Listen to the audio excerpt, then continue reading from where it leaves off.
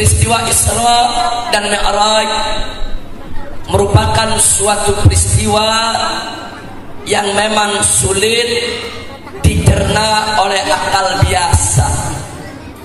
Akan tetapi bukan berarti tidak masuk di akal. Sulit dirasionalisasikan bukan berarti irasional. Nah, kenapa? Sebab peristiwa Isra dan Mi'raj merupakan suatu peristiwa yang suprarasional.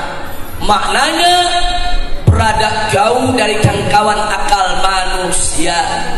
Akal manusia begitu sempit, ilmu yang diberikan Allah begitu sedikit. Allah nyatakan dalam Al-Qur'anul Karim, faqala ta'ala wa ma utitum minal ilmi illa qalila. Tidaklah engkau sekalian diberikan ilmu oleh Allah kecuali teramat sedikit. Dengan akal yang sempit, ilmu yang sedikit, mustahil manusia mampu untuk mengarungi samudra lautan ilmu pengetahuan Allah yang maha luas tanpa batas. Oleh karenanya, agar kita mudah untuk bisa percaya menerima kebenaran daripada peristiwa Isra dan Mi'raj, tidak cukup hanya dengan mengandalkan akal, mengandalkan logika dan ilmu saja.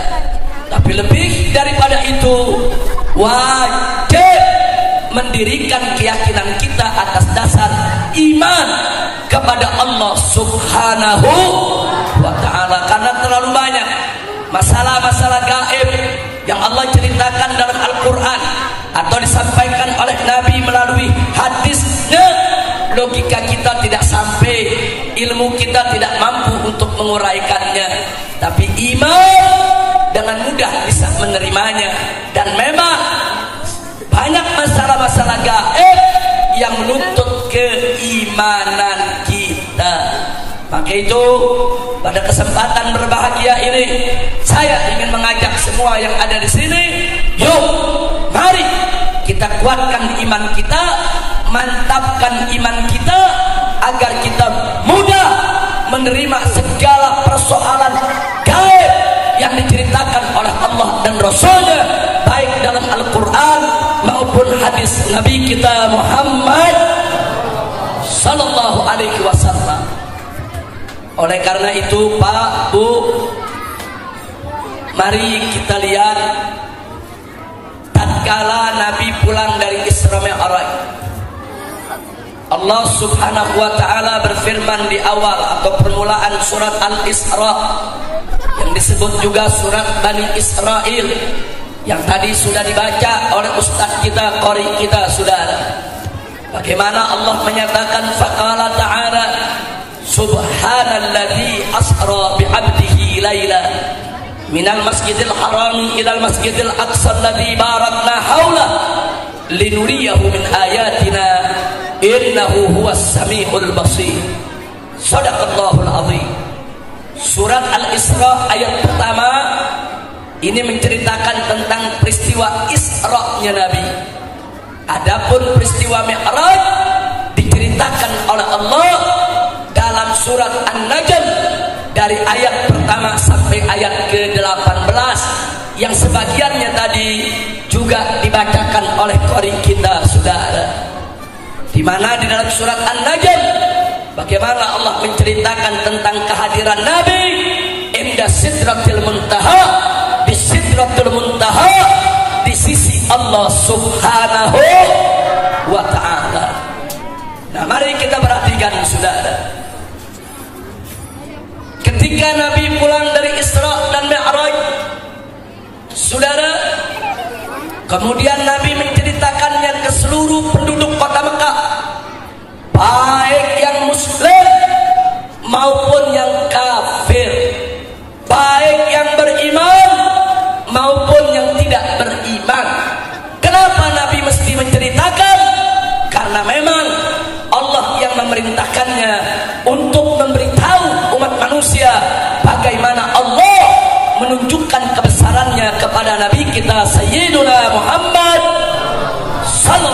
Alaihi Wasallam. Nah, karena itu Pak Bu, saya hari ini tidak ingin bercerita kronologis peristiwa Isra Mi'rajnya. Saya tidak ingin cerita satu demi satu peristiwa yang dialami Nabi selama Isra Mi'raj. Tapi ada hal yang tidak kalah menariknya adalah pasca daripada Isra dan Mi'raj. Setelah Isra dan Mi'raj, saudara, yaitu terjadi dialog antara Abu Jahal dengan Sayyiduna Abu Bakar As-Siddiq radhiyallahu ta'ala anhu. Jadi Abu Jahal menantang Abu Bakar untuk menggunakan logika dan menggunakan ilmu di dalam menilai daripada peristiwa Isra dan Mi'raj, saudara. Apa kata Abu Jahal? Abu Jahal mengatakan, ya Abu Bakar, hei Abu Bakar, atusaddiqu kadba Muhammadin? Apa kau masih percaya dengan bohongnya Muhammad, dengan dustanya Muhammad? Hei Abu Bakar, gunakan akal sehatmu, gunakan otak warasmu, gunakan dong ilmu dan pengalamanmu. Kau kan tahu kita menunggang unta melakukan perjalanan dari kota Mekah sampai ke Palestina tanpa istirahat, 15 hari 15 malam baru sampai. Pulang pergi 1 bulan. Sekarang Muhammad bercerita melakukan perjalanan dari Al-Masjidil Haram yang ada di kota Mekah sampai Al-Masjidil Aqsa yang ada di Palestina hanya dalam waktu sebagian malam. Hei Abu Bakar, gunakan akal sehatmu, gunakan otak warasmu, gunakan ilmu dan pengalamanmu, gunakan kecerdasanmu, kepintaranmu. Atusaddiqu kadba Muhammadin? Apa iya engkau percaya dengan dustanya Muhammad? Masya Allah, itu tantangan Abu Jahal, saudara. Ini merupakan tantangan luar biasa. Abu Bakar ditantang, gunakan logika, gunakan akal. Abu Bakar ditantang, gunakan ilmu, gunakan pengalaman, saudara. Tapi subhanallah, Sayyidina Abu Bakar tidak terpancing, saudara.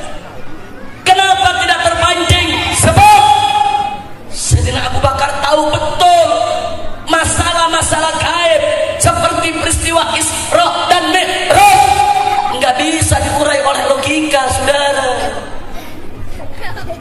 Dan saudara, di zaman itu, saudara, mau dijawab dengan ilmu pun belum mampu untuk menguraikannya, saudara. Kalau zaman sekarang, saudara, zaman sekarang dari Mekah ke Palestina orang mengatakan perjalanan hanya 1 jam saja, saudara. Orang percaya. Kenapa? Karena ilmu manusia sudah sampai, saudara. Kita punya pesawat terbang, ada mesin jet, ada pesawat Boeing.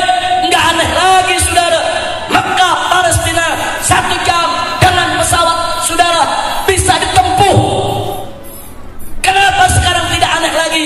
Sebab ilmu kita sudah sampai, saudara. Tapi 15 abad yang lalu, ketika Nabi mengalami Isra dan Mi'raj, pesawat terbang belum ada, pesawat orang-alik belum ada, saudara. Mesin jet belum ditemukan manusia. Ketika itu ilmu manusia belum sampai. Bagaimana mungkin Abu Bakar harus menjawab dengan ilmu? Nggak mungkin, saudara. Maka itu ini jebakan maut, saudara. Ini ucapan Abu Jahal tadi, jebakan maut. Anda tahu gara-gara jebakan Abu Jahal tadi berapa banyak umat Islam, saudara, yang imannya lemah, sebagaimana diriwayatkan oleh Sayyidatuna Aisyah radhiyallahu taala anha. Ketika ditanyakan seperti itu oleh Abu Jahal, mereka rame-rame murtad keluar dari Islam, saudara. Jadi jangan Anda pikir dulu peristiwa Isra Mi'raj itu nggak ada umat Islam yang murtad, saudara. Segelintir mereka yang imannya nggak kuat murtad di propaganda,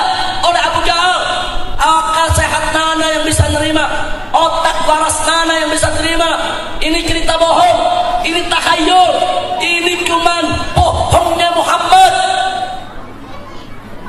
Maka itu saudara, di dalam surat Al-Isra ayat ke-60 Allah sendiri yang menceritakan bahwa Allah menjadikan peristiwa Isra dan Mi'raj fitnatan linnas, sebagai ujian untuk umat manusia. Jadi ini jebakan Abu Jahal luar biasa saudara. Tapi Sayyidina Abu Bakar tidak mudah terjebak saudara. Karena kalau Sayyidina Abu Bakar gunakan logika tidak mampu mengurai. Apa akan menggunakan ilmu? Ilmu belum sampai saudara. Lalu apa jawab Abu Bakar ketika itu saudara? Begitu Abu Jahal mengatakan, ya Abu Bakr, aku sadiqu kadba Muhammadin. Hei Abu Bakar, apakah masih percaya dengan bohongnya Muhammad, dustanya Muhammad? Apa dijawab oleh Abu Bakar saat itu juga? Enggak pikir panjang saudara, enggak. Abu Bakar membuang logikanya, membuang ilmunya. Abu Bakar menjawab saudara, hei Abu Jahal, lau qala Muhammadun ab'ada min dzalik wallahi la saddaqtu. Masya Allah, apa kata Sayyidina Abu Bakar? Hei Abu Jahal, andai kata Nabi Muhammad bercerita ab'ada min dzalik, lebih aneh dari Isra Mi'raj, lebih jauh dari Isra Mi'raj, lebih ajaib dari Isra Mi'raj, lebih dahsyat dari Isra Mi'raj, lebih luar biasa dari Isra Mi'raj, selama Nabi Muhammad yang bercerita, wallahi demi Allah la saddaqtu, pasti aku percaya. Allah.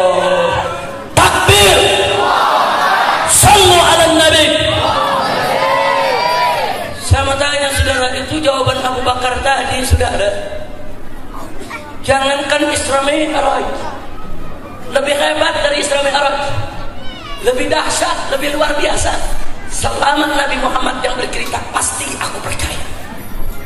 Saya tanya, ini Abu Bakar Siddiq jawab pakai logika atau iman? Jawab dan kompak, pakai logika atau iman? Ilmu atau iman? Kalau begitu iman Sayyidina Abu Bakar saudara kuat tidak? Mantap tidak? Tinggi tidak? Tebal tidak? Bagus tidak? Takbir! Sallu ala Nabi! Itulah sebabnya, itulah sebabnya kenapa Sayyidina Abu Bakar dijuluki As-Siddiq. Kenapa dijuluki As-Siddiq? Dijuluki As-Siddiq sebab beliau membenarkan cerita Nabi tak kala orang lain mendustakannya. Beliau menerima cerita Nabi tanpa reserve, tanpa sedikit pun keraguan saudara. Begitu saja beliau telan apa yang datang dari Nabi saudara, sementara orang lain masih mempertanyakannya. Itulah sebabnya beliau dijuluki Sayyiduna Abu Bakar As-Siddiq radhiyallahu taala anhu saudara. Makanya kita lihat, kalau iman udah model begitu, nggak bisa dipropaganda. Iman kalau sudah model begitu, nggak bisa dipengaruhi.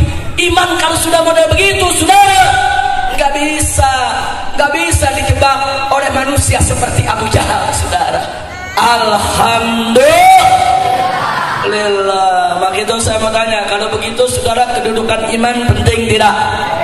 Penting tidak? Perlu tidak? Kalau begitu wajib tidak kita beriman? Wajib tidak kita jaga iman? Wajib tidak kita pelihara iman? Wajib tidak kita tingkatkan iman? Takbir! Sallu ala Nabi. Saudara, dari dialog tadi kita dapat pelajaran yang luar biasa. Pelajaran apa gerangan?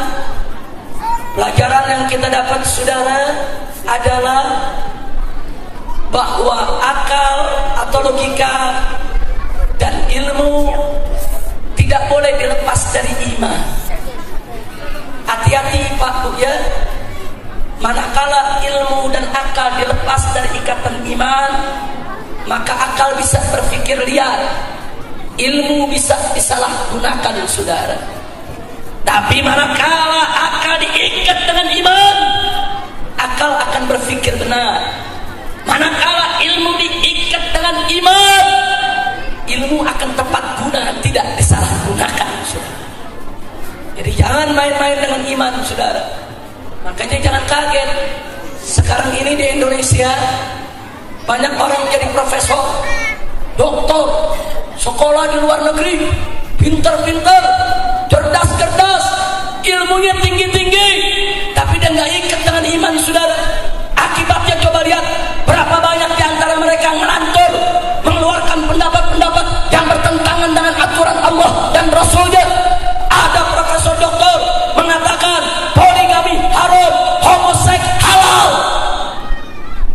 Ini ilmu macam apa, saudara? Bahkan ada profesor doktor yang mengatakan di zaman sekarang ini, saudara, di Indonesia, bahwa Isra Mi'raj itu hanya dongeng. Ini udah zaman modern. Ini udah ada pesawat orang-adik, udah ada mesin jet, tapi otaknya tetap tidak berkembang, saudara. Kenapa? Sebab ilmu dan logikanya tidak diikat dengan iman. Hati-hati, saudara. Belajar jauh-jauh ke luar negeri, puluhan bahkan belasan tahun apa jadi profesor, ujung-ujungnya dia berpendapat laki boleh kawin sama laki. Ya, saudara, saudara, saudara, saudara. Saya dari kecil sampai umur 50 tahun nggak pernah lihat ayam jago kawin sama ayam jago. Saya nggak tahu orang Cikarang. Di Cikarang ada nggak ayam jago kawin sama ayam jago? Ayo jawab yang kompak, ada nggak? Nggak ada, berarti sama. Perhatiin ayam, ayam, bu, bu, bu. Tahu ayam bu? Ayam, ayam, ayam. Nggak punya akal, tahu? Jago nggak boleh nyodok jago. Ayam, ayam. Ini ada profesor, doktor, dosen, guru besar di Universitas Islam Negeri Syarif Hidayatullah Ciputat, saudara. Bahkan anggota Dewan Pakar Kementerian Agama Republik Indonesia. Dia bilang laki boleh kawin sama laki, perempuan boleh kawin sama perempuan. Saya tanya, ngawur tidak? Ngawur tidak? Ayam gak punya akal, tapi tahu jago gak boleh kawin sama jago, betina gak boleh kawin sama betina. Ayam. Ini profesor doktor bilang laki boleh kawin sama laki, perempuan boleh kawin sama perempuan. Saya mau tanya, ini yang binatang yang mana? Ayo jawab yang kompak, yang binatang yang mana? Ayam atau profesor? Emang ayam bukan binatang? Aduh, lewatan loh. Ayam binatang juga, cuman yang profesor atol, saudara. Itu yang Allah katakan, bal hum adol. Orang-orang yang tidak menggunakan akal pikirannya dengan benar, yang tidak menggunakan ilmunya dengan benar, yang tidak mengikat, saudara, akal dan ilmunya dengan iman. Ulaika kal an'am, kata Allah. Mereka bagaikan binatang ternak, bal hum adol, bahkan lebih hina daripada binatang ternak. Masya Allah. Jadi jangan salahkan saya kalau profesor begitu saya bilang binatang. Bukan saya yang bilang binatang, Al-Quran, saudara. Saya tanya, tadi Allah mengatakan orang yang enggak menggunakan akal pikirannya dengan benar, ulaika kal an'am, mereka bagaikan binatang ternak, bal hum adall, bahkan mereka lebih sesat, lebih hina, lebih rendah daripada binatang ternak. Jadi saya mau tanya, jadi orang yang enggak menggunakan akal dengan benar, yang mengatakan mereka binatang siapa? Jawab yang kompak, yang mengatakan mereka binatang siapa? Yang mengatakan mereka binatang siapa? Kadang-kadang saya kira mah begini ada jamaah ngomong, wah Habib kasar ngomongnya. Yang ngatain binatang bukan gue, Allah. Kita cuma nyampein, kira-kira jelas tidak? Jelas tidak? Siapa yang mengatakan mereka binatang? Siapa yang mengatakan mereka binatang? Takbir. Sallu ala Nabi. Makanya hati-hati, saudara. Pendidikan agama itu, saudara, pelajari ikat dengan iman. Yang belajar agama aja masih bisa salah jalan, apalagi yang gak belajar agama, saudara. Saya kaget, di Indonesia banyak orang ngaku nabi. Betul? Betul? Orang ngaku nabi saya gak kaget. Yang saya kaget, setiap ada yang ngaku nabi punya pengikut. Begitu kita periksa pengikutnya, ada dokter, ada insinyur, ada sarjana hukum. Ini sekolahnya pada tinggi, saudara. Ikut nabi palsu, goblok.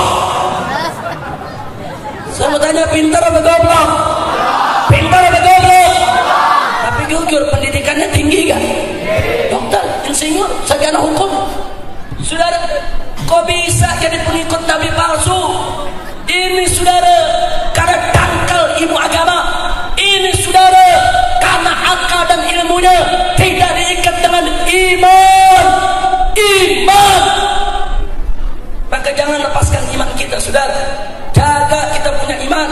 Apalagi di zaman sekarang, aliran sesat di mana-mana. Ditambah lagi kristenisasi di mana-mana, kemurtadan di mana-mana. Kalau kita tidak waspada menjaga iman kita, saudara, hati-hati, kita bisa terjebak jatuh di dalam lembah kekafiran, saudara. Na'udzubillah min. Saya tanya, aliran sesat banyak tidak? Banyak tidak? Yang ngaku nabi di Indonesia ada tidak? Banyak tidak? Mau di Jakarta ada orang namanya Ahmad Musedeng, ngaku nabi, katanya dapat wahyu di Gunung Bunder, sudah. Ngawur tidak? Ngawur tidak? Ada lagi yang gak kalah ngawur, perempuan namanya Lia Edan, ngaku malaikat Jibril. Dia ngaku dia sebagai malaikat Jibril. Kebetulan tahun 2008 dia dipenjara di Polda Metro Jaya, saudara. Dan pada tahun yang sama saya juga dipenjara di Polda Metro Jaya karena dianggap provokator untuk menolak Ahmadiyah di Indonesia. Karena dituduh ini provokator, gara-gara orang ini umat Islam di Indonesia jadi memusuhi Ahmadiyah, nggak terima Ahmadiyah, di mana-mana nolak Ahmadiyah. Oh, ini provokator. Masa bodoh amat kalau dibilang provokator, saudara. Memang betul kok Ahmadiyah bukan Islam, betul? Betul? Memang betul kok Ahmadiyah nggak boleh ada di Indonesia, betul? Setuju Ahmadiyah dibubarkan? Setuju? Provokator semua. Iya, nah, cerita, saudara. Waktu saya sedang dibesuk oleh beberapa kiai di penjara, lagi ngobrol sama kiai-kiai. Tahu-tahu di gedung seberang, gedungnya misah. Ada satu perempuan keluar bawa handuk sama ember. Di kiai pada tanya, "Beb, itu siapa perempuan?" Kita jawab, "Jibril mau ke Jamban." Ngawur tidak? Ngawur tidak? Emang ada malaikat ke Jamban? Enggak ada, saudara. Malaikat itu makhluk mulia, makhluk suci, makhluk bersih, diciptakan oleh Allah dari cahaya, tidak pernah maksiat terhadap perintah Allah. Dari awal dicipta sampai akhir nanti, yang namanya malaikat akan selalu taat, saudara. Malaikat boro-boro, saudara, Jibril mau ke Jamban, malaikat Raqib Atid yang menyertai kita tiap hari, yang nyatet amal baik dan buruk kita, saudara. Begitu kita masuk ke Jamban, Raqib Atid nggak mau ikut masuk, saudara. Lo kenapa nggak mau masuk? Lu bau. Mau ngapain tuh malaikat masuk, saudara? Malaikat tuh bersih, gak suka yang bau-bau. Makanya kan Nabi mengatakan dalam satu hadis, apa kata Nabi, saudara? Nabi mengatakan, innal malaika tata'adda bima yata'adda bihi banu Adam. Malaikat itu akan terusik dengan apa yang mengusik anak cucu Adam. Saya tanya, kita sebagai manusia senang bau tidak? Suka bau tidak? Begitu juga malaikat, saudara. Mereka nggak suka bebauan. Makanya biar Anda tahu kenapa para ulama Ahlus Sunnah kalau memperingati Maulid, memperingati Isra Mi'raj, saudara, kadang-kadang dia bawa dupa, dia taruh gahru, dia bakar, dia wangikan, saudara. Ini orang yang nggak ngerti bilang apa? Wah, tuh Habib jadi dukun, tahu pemenang. Dia pikir Habibnya jadi dukun, saudara. Goblok. Lu belajar hadis yang benar. Nabi waktu putrinya wafat dimandikan, saudara. Nabi minta kepada keluarga, cari gahru, cari bukhur, fayatabakhar, saudara. Nabi bakar itu kayu-kayu wangi, saudara. Dimasukkan oleh Nabi dalam satu bejana tempat, dibakar, asapnya diwangikan sekeliling rumah, saudara. Saya tanya, Nabi dukun bukan? Jadi yang ngomong kita dukun, Habib dukun pakai dupa begitu, saudara, ngerti hadis gak? Goblok.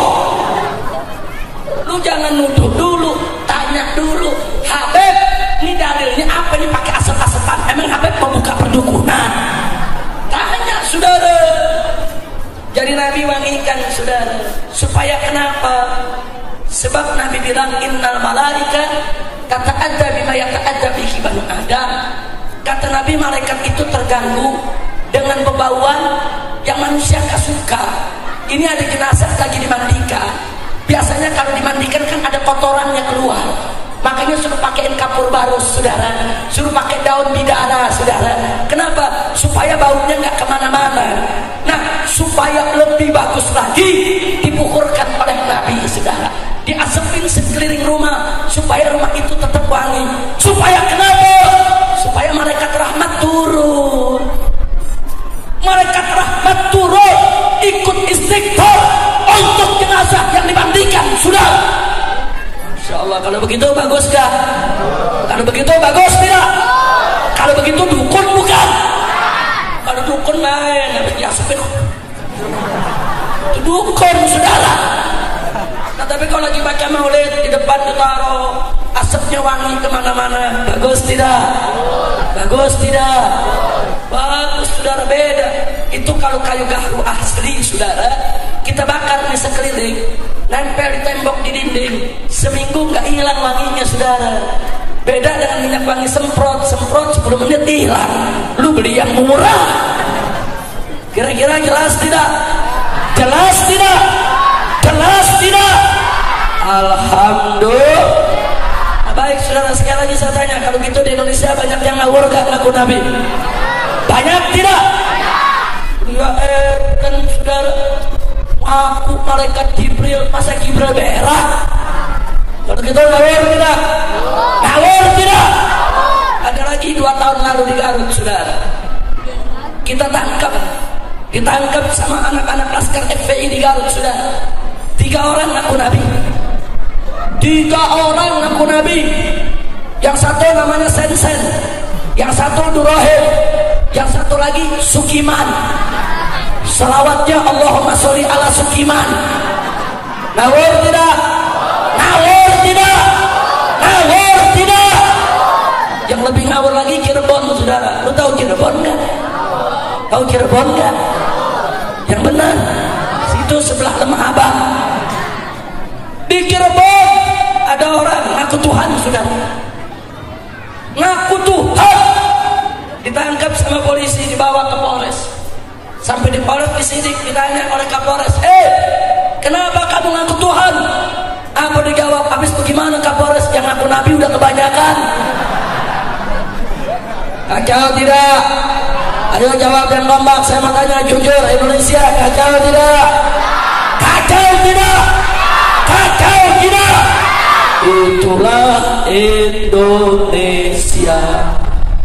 Apa Anda rela Indonesia kacau terus? Apa Anda rela Indonesia kacau terus? Maka itu saya mau tanya, siap mantapkan akidah? Siap kuatkan akidah? Siap pelihara akidah? Siap bela akidah? Takbir! Sallu ala Nabi. Jadi ada ngaku Nabi, ngaku malaikat, ngaku Tuhan. Ada aja pengikutnya, sudah. Pengikutnya dari kalangan pendidikan tinggi, saudara.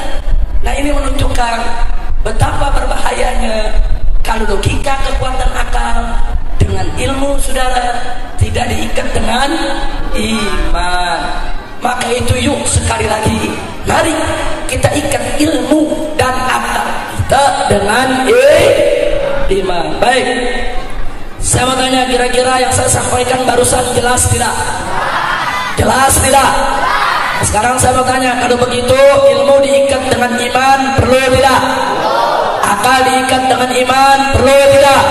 Siap ikat ilmu dan akal dengan iman? Betul. Takbir.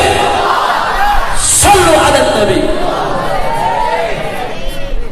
Saya akan buktikan saudara dengan satu contoh betapa iman itu penting. Mau tidak? Mau tidak? Betul? Baik saudara. Di sini ada kaum ibu. Saya mau tanya, Bu, ibu kalau haid menstruasi boleh sholat gak? Boleh puasa Ramadan gak? Baik, saya mau tanya, kalau ibu sudah bersih, sholat yang ditinggalkan karena haid perlu diqodok gak? Perlu gak? Enggak perlu. Kalau puasa Ramadan wajib gak diqodok? Itu aturan Nabi saudara. Sayyidatuna Aisyah radhiyallahu taala anha, istri Nabi tercinta, mengatakan dalam satu riwayat, kunna nahidu 'inda ahdi Rasulillah sallallahu alaihi wasallam fa nu'maru biqada'is siyam wa la nu'maru biqada'is shalah.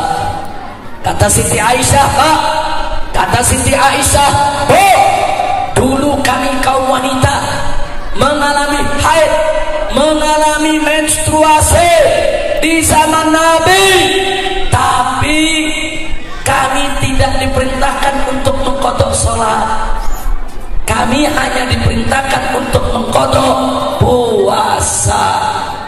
Kami dulu haid, kami diperintah untuk qadha puasa, tapi kami nggak diperintah untuk mengqadha salat. Itulah aturan Nabi Muhammad sallallahu alaihi wasallam. Kira-kira kaum bapak jelas tidak? Jelas tidak? Bu, betul begitu Bu? Betul Bu? Alhamdulillah. Nah, sekarang mari kita lihat, jujur, dalam rukun Islam mana lebih dulu disebut sholat atau puasa? Jawab yang kompak, jangan cuma 5 orang, yang lain nanti dianggap nggak tahu, saudara. Dalam rukun Islam mana yang lebih dulu disebut, sholat atau puasa? Sholat atau puasa? Yang menjadi tiang agama, puasa atau sholat? Puasa atau sholat? Kalau begitu mana lebih tinggi, puasa atau sholat? Mana lebih penting, puasa atau sholat? Mana lebih wajib, puasa atau sholat? Itu juga aturan syariat saudara. Sholat lebih tinggi daripada puasa. Itu aturan Islam. Perempuan yang haid wajib mengqadha puasa, tidak wajib mengqadha sholat, tidak perlu. Itu aturan syariat saudara. Kira-kira jelas tidak? Nah sekarang kita pakai logika, pakai akal. Hati-hati saudara. Saya mau kasih contoh betapa bahayanya akal tanpa iman saudara. Ada orang pakai logika, pakai akal, tapi dia nggak pakai iman, saudara. Dia akan protes. Ini syariat Islam nggak logik. Ini syariat Islam tidak masuk di akal. Ini syariat Islam logikanya tidak lurus. Kenapa?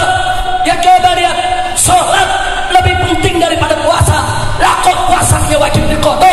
Kenapa sholatnya enggak? Enggak masuk logik saudara. Kalau berdasarkan logika, kalau puasa saja wajib diqadha, apalagi sholat. Mestinya sholat lebih wajib untuk diqadha saudara. Itu kalau pakai logika. Betul? Betul? Atau sebaliknya, sholat saja tidak perlu diqadha, yang lebih tinggi dari puasa.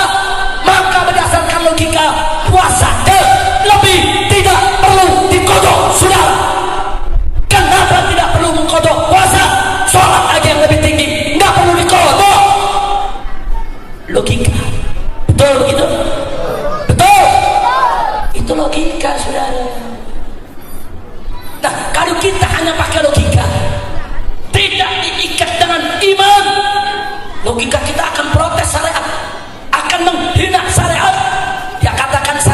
tidak masuk di akal, cara Islam tidak logik, syariat Islam tidak tegak lurus, syariat Islam ngawur. Masya Allah. Maka saya tanya, kalau begitu akal tanpa iman bahaya tidak? Bahaya tidak? Bisa menentang iman tidak? Bisa menentang syariat tidak? Ya tentang, saudara. Nah sekarang kita sebagai mukmin bagaimana sikap kita? Perhatikan baik-baik. Bu, kira-kira yang saya sampaikan jelas gak Bu? Paham Bu? Baik, mari kita lihat kita sebagai mukmin bagaimana menyikapi itu, saudara. Saudara, seorang mukmin itu punya prinsip amanna billah wa bima ja'a anillah. Kami beriman kepada Allah dan kami beriman dengan apa saja yang datang dari Allah. Amanna bi Rasulillah wa bima ja'a an Rasulillah. Kami beriman kepada Rasulullah dan kami beriman dengan apa saja yang datang dari Rasulullah. Amanna bis syariah wa saddaqna bis syariah. Kami beriman dengan syariat dan kami terima, kami benarkan aturan syariat. Ini prinsip seorang mukmin, saudara. Maka itu dalam persoalan tadi, terima dulu pakai iman. Ya Allah, hamba beriman, hamba terima aturanmu ya Allah. Salat lebih tinggi dari puasa, aku terima ya Allah. Dan aku juga terima aturanmu ya Allah. Perempuan yang haid wajib mengkodok puasanya, tidak wajib mengkodok salatnya. Kami beriman ya Rabb. Amanna bisyariah wa saddaqna bisyariah. Kami beriman kepada syariat dan kami percaya kepada syariat ya Allah. Terima dulu pakai iman, jangan protes sama akal, saudara. Terima dulu pakai iman. Itu aturan Allah. Saya mau tanya semua di sini, aturan Allah wajib tidak kita terima? Wajib tidak kita terima? Apa boleh kita bantah? Apa boleh kita protes? Apa boleh kita tolak? Tidak boleh, saudara. Terima dulu pakai iman. Setelah terima pakai iman, akal boleh nanya untuk menggali, bukan buat protes, saudara. Akal bertanya, ya Allah, bukan hamba ingin memprotes ya Allah, bukan hamba ingin mengkritik ya Allah, bukan niat hamba untuk menolak kau punya syariat ya Allah. Akan tetapi ya Allah, litminanil qulub, untuk menenangkan hati, walitaqwiyatil iman, dan untuk menguatkan iman, hamba mau bertanya ya Allah, sholat itu kan lebih wajib daripada puasa ya Allah. Kenapa puasa wajib diqadha, sholatnya tidak bagi perempuan yang haid? Kenapa ya Allah? Kok begitu ya Allah? Saya tanya, boleh nanya tidak? Boleh nanya tidak? Boleh nanya yang dalam, saudara, tak apa-apa, tapi jangan protes. Nah habis nanya, bagaimana jawabnya? Jawab pakai ilmu, saudara. Ilmu yang diikat dengan iman. Ilmu tadi menuntun akal mencari jawaban, saudara. Setelah dituntun, ketemu jawabannya, saudara. Akal berpikir, kenapa begini, kenapa begitu, kenapa ya? Kok puasa wajib qadha, sholat nggak wajib qadha, padahal sholat lebih penting daripada puasa. Kenapa ya? Nah dituntun ilmu, cari jawabannya, ketemu, saudara. Apa jawabannya? Oh iya ya, puasa itu kan setahun sekali, cuman bulan Ramadan. Kalau ada perempuan haid 7 hari, dia tidak puasa 7 hari, nanti dia wajib qadha. Qadhanya nanti boleh sekaligus 7 hari, boleh dicicil sehari-sehari, dan qadhanya pun saudara bebas. Mau di bulan Syawal boleh, Dzulqa'dah boleh, Dzulhijjah boleh, saudara. Mau di bulan Muharram boleh, Safar boleh, Rabiul Awwal, Rabiul Tsani, Jumadil Ula, Jumadil Tsaniyah, Rajab hingga Sya'ban, bebas dia untuk mengqadha, saudara. Nah pertanyaan saya khususnya kepada ibu-ibu, Bu, utang 7 hari puasa dibayar kapan saja dalam waktu setahun. Kapan aja Bu? Saya mau tanya, berat atau ringan? Berat atau ringan? Ringan saudara. Ibu-ibu ini yang ngalami ringan saudara. Oh, justru karena ringan tetap Allah wajibin. Pantas diwajibin qada sama Allah karena ringan, karena tidak memberatkan saudara. Ternyata masuk di akal tidak? Masuk di akal tidak? Baik, yang keduanya saudara, sholat. Sholat memang lebih penting, lebih wajib dari puasa. Tapi sholat itu tiap hari, bukan setahun sekali. Sehari semalam 5 waktu sholat saudara, 17 rakaat. Kalau seorang perempuan haid 7 hari, nanti begitu bersih dia wajib mandi, dia mesti qada saudara. Qada saudara 5 waktu sholat kali 7 hari 35 waktu sholat. Nanti haid lagi, bersih lagi, mandi lagi, qada lagi. Setiap bulan dia mesti mengqada 35 waktu sholat. Jujur saya tanya ibu-ibu, ringan atau berat? Ringan atau berat? Berat saudara. Oh pantas. Kenapa Allah nggak wajibkan perempuan haid untuk mengqada sholatnya? Rahmatan minallah, syafaqatan minallah lin nisa. Itu kasih sayang Allah, itu kedermawanan Allah untuk kaum wanita. Allah Maha tahu perempuan itu saudara saat mengalami haid saja sudah berat. Bu, saya mau tanya Bu, biar bapak-bapak tahu, ada gak perempuan yang setiap haid palanya pusing? Ada. Ada gak yang haid perutnya sakit? Ada. Adakah yang haid terus meriang? Ada gak yang haid terus gak mau keluar rumah? Ada gak yang haid terus uring Bu? Kita nggak tahu karena nggak ngalami. Sekali-sekali kaum lelaki perlu haid 7 hari, biar tahu susahnya haid saudara. Susah. Dia mesti ngurus darah kotornya, dia mesti bersihkan darah kotornya, dia mesti menghadapi segala efek daripada haid dan menstruasinya. Berat saudara. Allah Maha tahu perempuan sudah berat ngurus menstruasinya. Allah tidak beratkan lagi dan qada sholatnya saudara. Kenapa? Sebab prinsip Islam itu saudara, yuridullahu bikumul yusra wa la yuridu bikumul usra. Allah menginginkan kemudahan buat hamba-hambanya, bukan kesulitan. Masya Allah. Kalau gitu saya mau tanya yang ada di sini, kalau begitu perempuan yang haid nggak diwajibkan mengqada sholat saudara, wajar tidak? Wajar tidak? Masuk di akal tidak?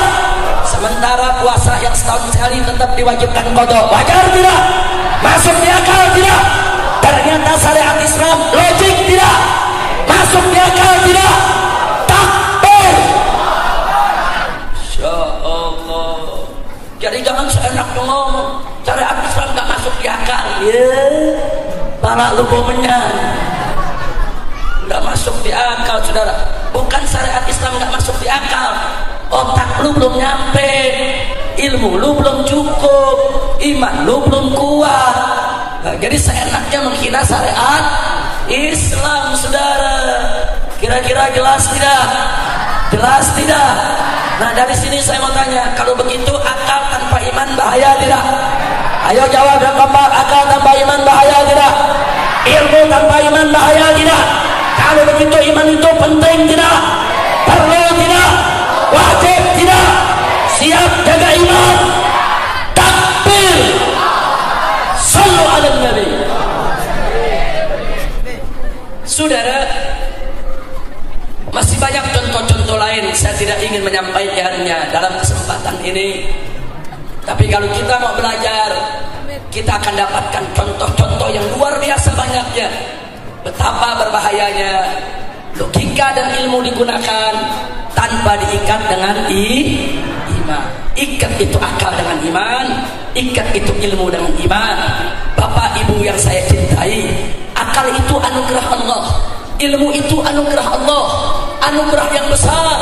Dan jangan lupa, Iman juga anugerah Allah, bahkan merupakan anugerah terbesar saudara, an-ni'matul kubra. Coba kita lihat saudara, berapa banyak dulu orang-orang kafir di zaman Nabi ketemu Nabi, lihat Nabi, ngobrol sama Nabi, kenal dengan Nabi, tapi mereka tidak mendapatkan nikmatul iman. Tapi kita nih yang duduk di sini saudara, nggak pernah ketemu Nabi, nggak pernah lihat Nabi, nggak pernah duduk sama Nabi. Zaman kita sudah jauh daripada zaman Nabi, tapi alhamdulillah Allah memberikan kepada kita nikmatul iman wa nikmatul Islam. Betul? Alhamdulillah. Masya Allah saudara.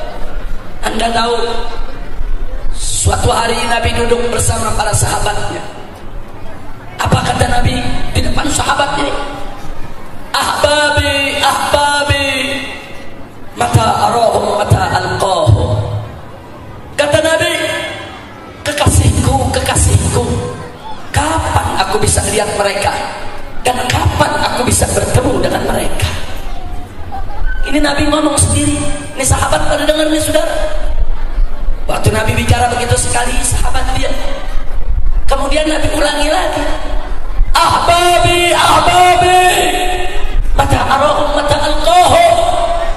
Hei para kekasihku, kapan aku bisa lihat mereka? Kapan aku bisa ketemu dengan mereka? Begitu Nabi bicara kedua, sahabat mulai saling melirik satu sama lain. Ini Nabi manggil siapa? Diulangi ketiga kali sama Nabi. Ahbabi, ahbabi, mata arahum mata alqahum. Begitu Nabi ulangi ketiga kali, para sahabat penasaran, mereka bertanya, ya Rasulullah, alasna bi ahbabi? Wahai Rasulullah, bukankah kami ini yang kumpul di sini adalah para kekasihmu? Kenapa sahabat bertanya begitu? Karena saat itu kan sahabat yang bela Nabi, sahabat yang berkorban untuk Allah dan Rasul. Mereka berjuang bisa-bisa. Siapa lagi kekasih Nabi kalau bukan mereka, saudara? Jadi mereka tanya, alasna bi ahbabi? Bukankah kami adalah kekasihmu, wahai Rasulullah? Apa jawab Nabi? Bukan. Bukan. Lastum bi ahbabi. Kalian bukan kekasihku, bukan. Walakinnakum ahbabi, akan tetapi kamu sekalian adalah ashabi, adalah sahabatku. Lastum bi ahbabi, walakinnakum ashabi. Kalian bukan kekasihku, tapi kalian adalah para sahabatku. Penasaran para sahabat, ya Rasulullah, kalau bukan kami kekasihmu, wa man ahbabu, lalu siapa kekasihmu wahai Rasul? Apa jawab Nabi saudara?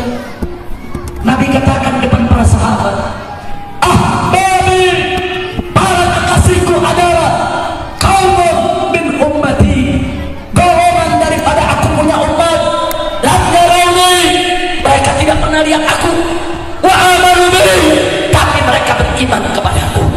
Mereka tidak pernah lihat aku, mereka tidak pernah kumpul denganku, mereka tidak pernah duduk bersamaku, tapi mereka beriman kepadaku, mereka cinta kepadaku, mereka percaya kepadaku, mereka menjalankan ajaranku.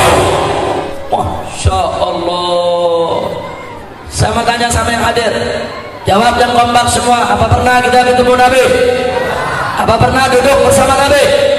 Apa pernah kumpul dengan Nabi? Tapi jujur saya tanya, kita beriman tidak kepada Nabi?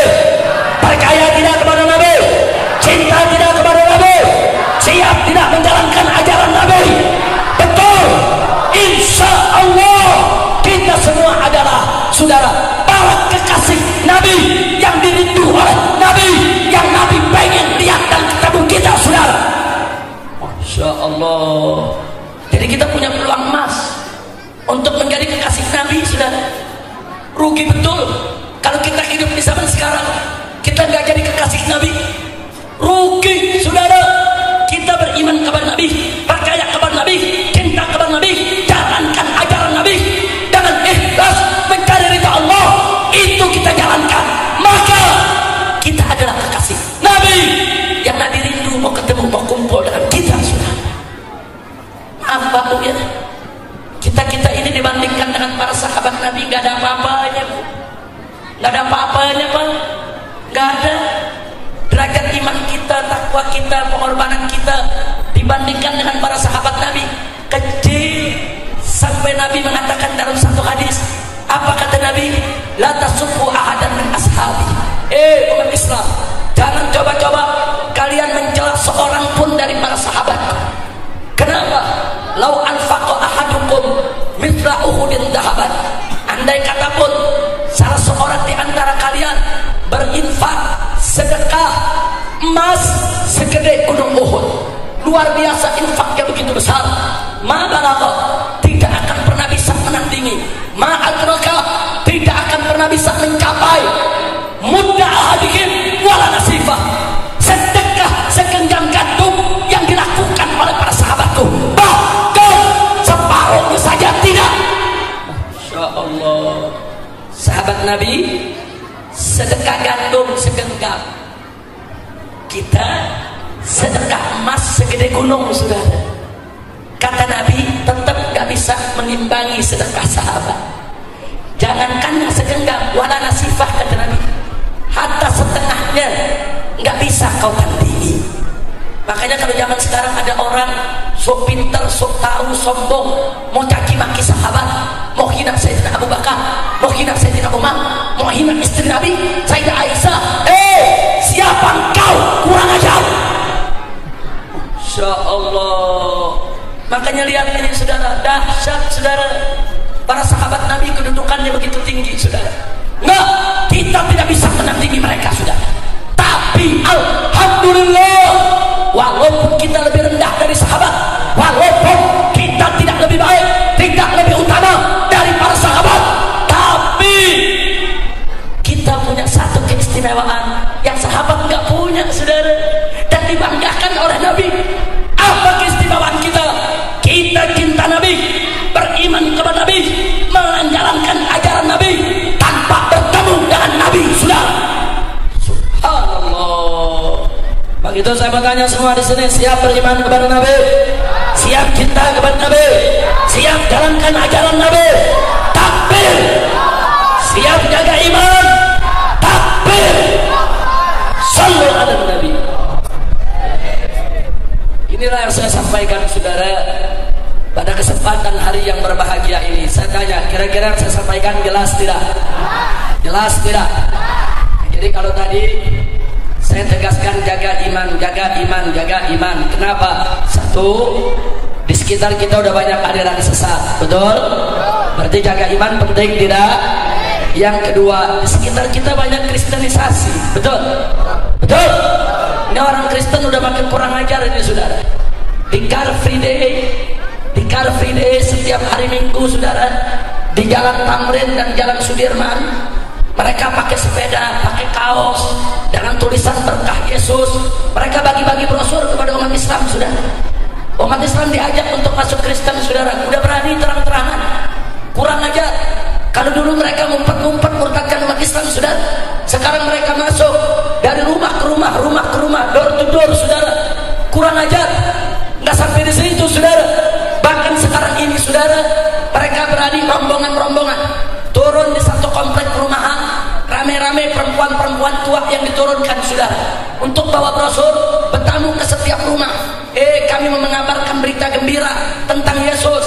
Kenapa perempuan tua yang diturunkan saudara? Ya, sebab kalau nanti kita tempelin perempuan, kita tempelin orang tua saudara, kita dijebak. Jadi kalau kita bertindak keras, ini perempuan tua, kenapa kau kerasi? Kurang ajar. Kristen sudah makin kurang ajar. Selama ini kita umat Islam sangat toleransi kepada mereka. Kita tidak pernah ganggu mereka, kita tidak pernah usil kepada mereka, betul? Betul. Mereka jangan kurang ajar dong. Jangan coba-coba kurang ajar. Dari Bogor, satu kampung saudara diajak naik bis, ditawarkan, ayo jalan-jalan ke Dufan, gratis, semua naik saudara. Begitu dari Dufan dibawa ke gereja, dibaptis semuanya, kurang ajar. Masya Allah. Ini nggak boleh dibiarkan saudara. Nah, maka itu Saya ingin ingatkan kepada umat Islam, saudara, di mana Anda mulai bermukim baru dengan jumlah yang cukup banyak, bangun masjid di sekitar Anda. Makanya saya bangga di perumahan Lipo ini, saudara, ada Masjid As-Siddiq yang dibangun, digedor oleh para tokoh di sini, saudara. Pokoknya di mana umat Islam bikin pemukiman baru, kumpul di sana dengan jumlah yang signifikan, bangun masjid. Dan sudah saatnya di lingkungan Lipo Cikarang ini harus ada masjid agung untuk seluruh umat Islam di Lipo. Betul? Takbir. Setuju tidak? Setuju tidak? Takbir. Insya Allah. Nah begitu, sebelum saya akhiri, saya punya ceramah, saya punya himbauan dan seruan. Kalau ada pendeta datang ke rumah kita ngajak dialog, kalau kita nggak mampu jangan dialog, sudah. Pendeta datang ke rumah kita, anjang sana, kita sambut baik, kita sediakan minuman yang baik, saudara. Kalau mereka datang mau kenalan, silakan. Tapi kalau mereka datang ke rumah kita untuk mengkristenkan kita, memurtadkan kita, merampok akidah kita, saudara, kurang ajar masuk ke rumah kita, merampok iman kita. Kadal kebon, kutil babi, lawan jangan. Lawan jangan. Ada yang nanya, Habib, ntar kalau polisi datang bagaimana? Jawabnya gampang, polisi datang, rampok pak, rampok. Selesai sudah. Lah kan rampok kalau membahayakan orang yang punya rumah, tak ada polisi. Rampok datang, bawa senjata, mau rampok harta kita, mau bunuh kita, boleh tidak dilawan? Boleh tidak dilawan? Itu dalam bahasa hukum disebut overmatch. Bela paksa, bela diri, tidak kena pidana, saudara. Polisi datang, ada apa? Polisi tanya, rampok. Rampok. Ada yang ngomong, Habib, kalau gitu Habib ngajarin umat ngebohong dong. Enggak, saya nggak ngajarin ngebohong. Emang betul dia rampok, sudah. Rampok akidah, rampok iman. Saya mau tanya kepada yang hadir, mana yang lebih berharga, saudara? Harta atau iman? Harta atau akidah? Emas atau iman? Emas atau akidah? Berlian atau iman? Berlian atau akidah? Saya takut jawab punya akhirat. Enggak ada urusan. Oh, kalau polisi mengatakan, Habib, jangan mengajarkan umat semacam itu. Baik, kalau Anda tidak mau ada pendeta yang disembelih oleh umat Islam di depan rumah, ya saudara, maka mereka-mereka yang menyebarkan agama kepada umat yang sudah beragama, tangkap, kebroskan ke penjara. Betul? Betul? Jadi jangan polisi nyalain kita, saudara. Pokoknya ada orang datang ke rumah kita nawarin Kristen. Ini kan namanya direct selling ini, sudah. Ini jual beli langsung, sudah. Alhamdulillah agama Islam nggak murah, sudah. Ini kan agama murahan. Dia jual beli, sudah. Dia datang ke rumah kita ditawar-tawarin sampai kredit. Nah, kalau dia datang apa perlu kita tanya nih agama kreditnya berapa? Masya Allah, kurang ajar tidak? Nah, jadi setidaknya kalau Anda tidak berani, atau mungkin karena dikirim perempuan tua, saudara, yang dikirim perempuan tua kurang ajarnya, saudara, tangkap lagi, bawa ke kantor polisi, biar mereka kapok, saudara. Dia melanggar undang-undang. Dalam undang-undang kita, dalam SKB 3 Menteri, tidak boleh melakukan misi agama kepada umat yang sudah beragama, saudara. Apalagi kristenisasi di lingkungan umat Islam, kurang ajar. Insya Allah, kira-kira jelas tidak? Begitu saya mau tanya, siap lawan kristenisasi? Siap lawan kristenisasi? Termasuk jangan sembarangan ngisiin gereja didirikan di wilayah kita, sudah. Setuju? Saudara, umat Islam nggak pernah menghalangi umat lain untuk ibadah. Silakan mereka ibadah, silakan mereka bangun gereja, tapi ada aturannya, saudara. Gereja boleh dibangun di satu wilayah. Syarat yang pertama, saudara, 60 warga muslim setempat, saudara, dengan bukti KTP setuju dengan pembangunan itu, saudara. Minimal 60 KTP warga setempat yang beragama berbeda, saudara, mesti setuju dengan pembangunan tersebut. Syarat kedua, ada 90 KTP dari warga setempat yang beragama Kristen yang akan menggunakan gereja tersebut, saudara. Kalau Kristennya cuma 5 ekor, nggak boleh mereka bangun gereja di wilayah kita, saudara. Ini aturan. Saudara, kita bangun masjid di Bali nggak gampang. Saya punya kawan bangun masjid di Bali, mengajukan permohonan izin dari tahun 70, baru 2015 keluar izinnya. Saudara, 45 tahun. Jangan sembarangan saudara. Anda bangun masjid di Manado tanpa izin, masjid Anda dibakar. Saudara, Anda bangun masjid di Nusa Tenggara Timur tanpa izin, masjid Anda dibakar. Kita tahu diri saudara. Kita bangun masjid di Manado pakai izin, kita bangun masjid di Nusa Tenggara Timur pakai izin, kita bangun masjid di Bali pakai izin saudara. Karena kita tahu diri itu wilayah mayoritas agama lain, betul. Nah karena itu saudara, ada orang lain, agama lain mau bangun rumah ibadah di wilayah kita, merasa mesti ikut aturan yang ada. Kalau mereka memenuhi aturan, silahkan mereka bangun. Enggak, kita enggak keberatan saudara. Tapi jangan coba-coba pakai KTP palsu, KTP jebakan, KTP warga lain, tidak boleh. Masya Allah, makanya warga hati-hati nih. Kadang-kadang Anda diundang satu acara, ayo datang ke kelurahan. Oh begitu datang ke kelurahan, udah acara senang-senang, pulang disuruh tanda tangan. Kita pikir tanda tangan daftar hadir saudara.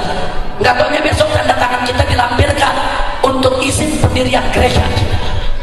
Hati-hati Pak Bu ya, jangan sembarangan Anda memberikan tanda tangan kepada siapapun, termasuk kepada lurah sekalipun, tanpa alasan yang jelas.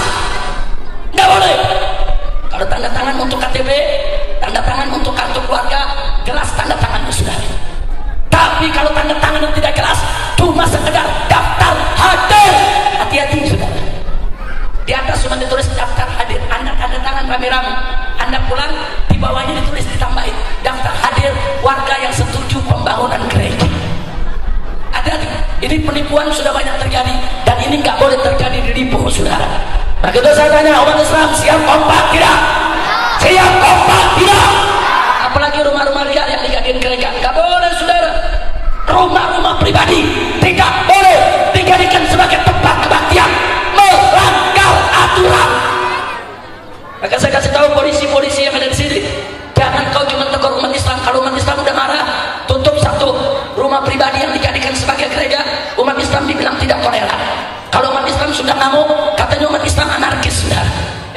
Polisi itu tahu aturan, lurah itu tahu aturan, kecamatan itu tahu aturan, saudara. Undang-undangnya sudah ada. Tidak boleh sembarangan membangun rumah ibadah kecuali mengikuti prosedur izin yang sudah ada. Nah begitu saya tanya, siap tegakkan aturan? Siap tegakkan aturan? Siap tolak gereja-gereja liar? Siap tutup gereja-gereja liar? Takbir! Sallu ala Nabi. Ini sengaja saya sampaikan sebagai bagian daripada menjaga menjaga iman kita, jaga iman anak-anak kita. Jangan sombong. Ada orang egois sombong sudah. Apa dia bilang? Itu kan tergantung yang punya iman. Walaupun banyak kristenisasi, kalau iman kita kuatkan, kita tidak terpengaruh. Goblok, kau hanya bicara tentang imanmu, kau tidak bicara iman anak-anakmu, adik-adikmu, saudaramu, masyarakatmu yang masih banyak lemah, kurang ajar, egois, tidak tahu diri. Kita mesti peduli. Jangan mentang-mentang iman kita menganggap udah kuat, nggak mungkin terpengaruh masuk Kristen, terus kita biarkan. Nggak bisa. Di masyarakat kita banyak yang lemah iman, orang-orang di bawah kita banyak yang lemah iman, anak-anak kita banyak yang imannya rapuh. Kita mesti peduli untuk menjaga iman mereka. Betul? Betul? Saya tanya, kalau begitu masyarakat di Lipo siap waspada? Siap waspada? Jangan sembarangan berikan tanda tangan, saudara. Hati-hati. Ini nggak jauh dari sini Lipo, saudara. Masyarakat dikumpulkan tanda tangan untuk bangun rumah sakit. Begitu tanda tangan udah beres, saudara, dari lurah ke camat naik ke bupati berubah, bukan rumah sakit. Ternyata pengen bikin hotel, bikin karaoke, bikin diskotik, kan kurang ajar, saudara. Tanda tangannya dari warga bikin rumah sakit, warga rame-rame tanda tangan. Kenapa warga rame-rame tanda tangan? Siapa yang nggak mau rumah sakit, saudara? Ditipu rakyat, dibohongi rakyat, kurang ajar. Maka itu umat di bawah harus cerdas. Jangan mau kita ditipu atau diperalat, saudara. Harus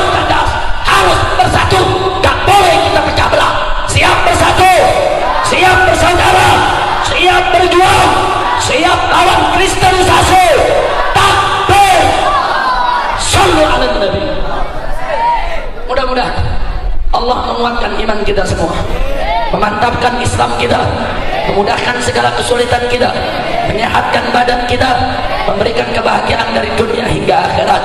Ala hadhihi niyat wa likulli niyatin salihah wa ila hadratin nabiyil mustafa sallallahu alaihi wasallam bisirril Fatihah.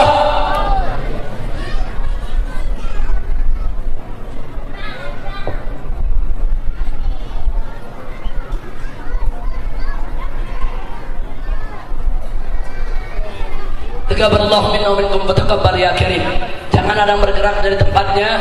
Sama-sama kita baca doa dari salah satu guru sesepuh kita yang hadir di sini, dan kita akan ikut mengaminkannya bersama. Setuju? Setuju? Nah, dari saya cukup sekian. Terima kasih atas segala perhatian. Mohon maaf atas segala kekurangan, kekhilafan dan kesalahannya.